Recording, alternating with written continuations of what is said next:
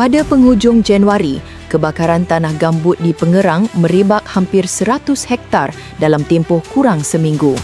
Seramai 150 mangsa daripada 49 keluarga terpaksa dipindahkan, manakala asap tebal menutupi kawasan perumahan.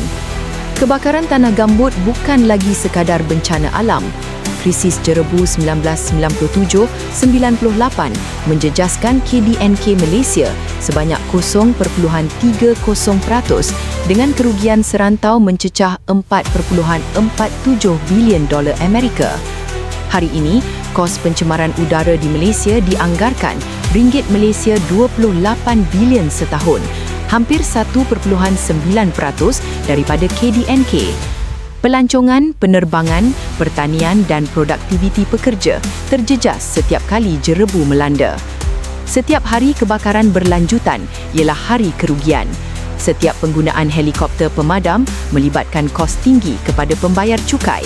Setiap pemindahan pula menambah beban logistik, makanan dan kehilangan pendapatan isi rumah. Bagi negara yang komited Sifar Karbon Bersih 2050, kebakaran tanah gambut yang melepaskan ratusan tan karbon setiap hektar menjejaskan naratif ESG Malaysia di mata pelabur global. Tanah gambut ialah aset alam semula jadi yang tidak boleh diganti. Perlindungannya bukan sekadar isu alam sekitar, tetapi soal kelangsungan ekonomi negara.